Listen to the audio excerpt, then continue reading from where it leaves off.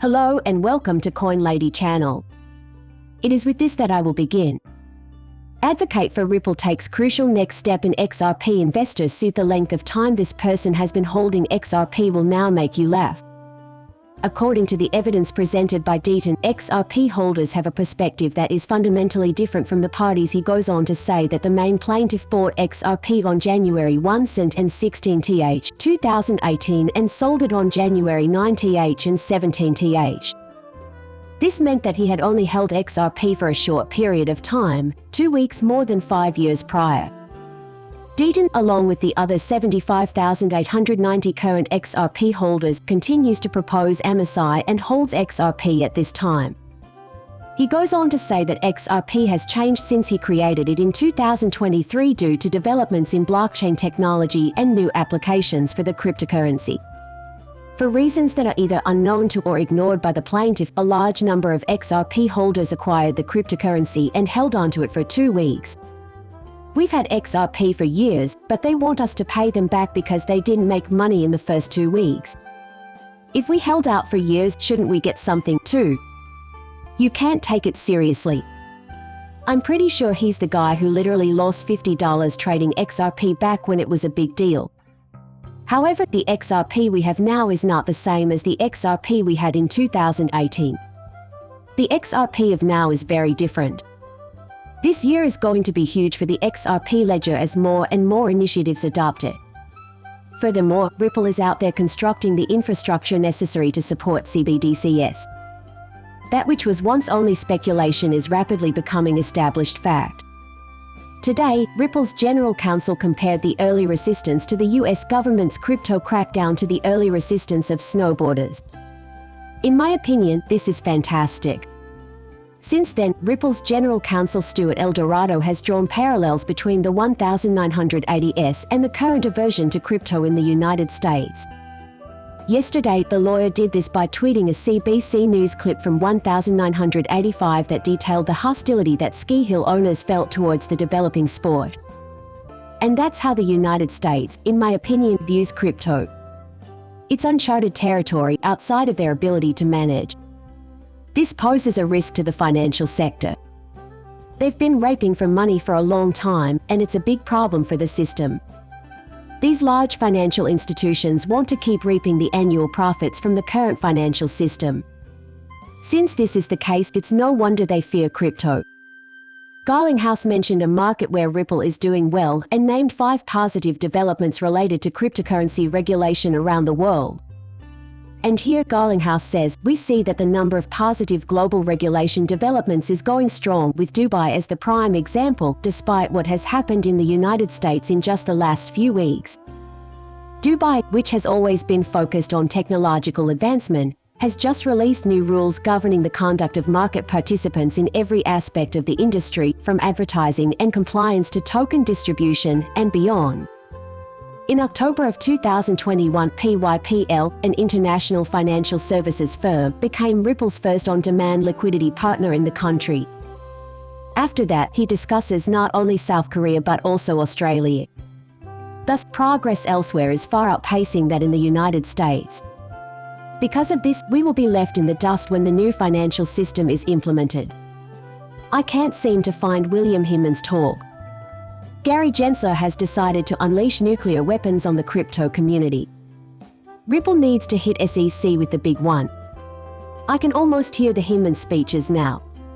The first step is for the speech and email to become front-page news, which would be devastating to the SEC. Deduction guidelines for cryptocurrency losses issued by the Internal Revenue Service. Also, they don't want you to deduct all of your crypto losses. The government's primary concern is bringing in tax revenue. Indeed, Elizabeth Warren is curious about the contents of your freeze. What we have here is hypocrisy. Yes, ultimately that is the crux of the matter. It's true that the world's largest corporations contribute less to the tax system than a typical educator. That's how absurd our nation has become. In a rippling victory, Ripple. To settle would be a lesser option than going to court. Indeed, I've been emphasizing this point from the start. Morgan countered with 5 advantages for the SEC if this were to occur. To begin, Ripple could be hit with a hefty fine. In addition, this would be a satisfactory outcome that would warrant filing suit. The third reason is that we want the public to see the human emails, but they have not been made public. Fourth, the fair notice defense was not rejected. Probably most crucially, we need that regulatory clarity, but he says there will be no decision on the blue sky investment contract issue. See how high the price of XRP goes if this uncertainty is resolved. In addition, every single bank is on board. As a society, we are at a crossroads. This lawsuit must be settled in Ripple's favor. Joseph Lubin, one of the creators of Ethereum, has stated that there is zero probability of the cryptocurrency being categorized as a security. Just what is it that he knows that we don't? Joseph Lubin, founder of Ethereum Co. and crypto entrepreneur, is positive that Ether will not be regulated as a security in the U.S. At the Web3 event Building Blocks 23 in Tel Aviv, Cointelegraph spoke with Lubin, Ethereum co-founder and CEO of the blockchain technology firm Consensus. If Ethereum were to be classified as a security in the United States after its switch to a proof-of-stake consensus model, Lubin has said it would have the same effect as if Uber were to be made illegal. Aside from the crypto community, he said that various politicians and some regulators would also raise a ruckus. This means that he is aware of this fact. For as long as Gary can remember, Ethereum has never been in court. Despite Gary's open assertion that Ethereum resembles a security, the cryptocurrency has gained a lot of attention. I take it they've continued their work behind the scenes into modern times? At least, that's what I'm deducing from this. Give me your feedback. Please share your thoughts in the space provided below. Nonetheless, I appreciate how he frames the problem, arguing that politicians and some regulators would raise a hue and cry. To put it simply, that is significant. This means that the United States is falling further and further behind the rest of the world. The Bank of England includes Ripple in its digital pound discussion paper. This proves that the United Kingdom is progressing at a breakneck pace. There is a pressing need for the United States to close this case and continue its innovative work because the pace of life in that country is so much faster than in the United States. It's a phrase that I use frequently. The Fed has released the potential outcomes of the stress tests that will be conducted in 2023. You should be concerned about this now. The Federal Reserve announced Thursday that the 2023 edition of its annual bank stress test would subject the largest financial institutions on Wall Street to hypothetical scenarios of a severe global recession, including increased stress in the commercial and residential real estate markets. But why exactly do they want to subject the housing market to a stress test? I'm going to explain why. Because at this rate, the bubble will burst. There is a housing shortage and you need to buy now, but realtors don't want you to know that they are still actively pursuing sales. Currently is a good time to make that new home purchase. However, you are an expert on the subject because of your background in cryptography. Do not pay too much for something, instead, look for the lowest price. And I still hear people saying, "Oh, I think I'm going to buy a house next year. Possibly this year, I'll make the plunge into homeownership." It's probably best to wait and see what develops here, as market volatility is almost guaranteed in the event of stress testing. The concept of generational wealth is often discussed, but rarely defined. So, let me describe how I envision wealth passing down through the generations. XRP price reached $1,000. Some choices are available to you.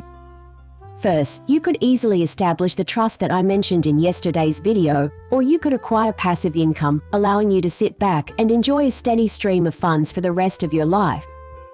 After that, you can leave your crypto to your children and they'll have a permanent source of passive income. After that, the next generation inherits it. Money is being passed down through the generations in this way. This is therefore a future possibility for XRP holders. While I believe that money cannot buy happiness, it can buy time. Time is money, and you can use it to do what you want. Because of this, everyone initially spends money on an extract. The job may be the reason we hate ourselves.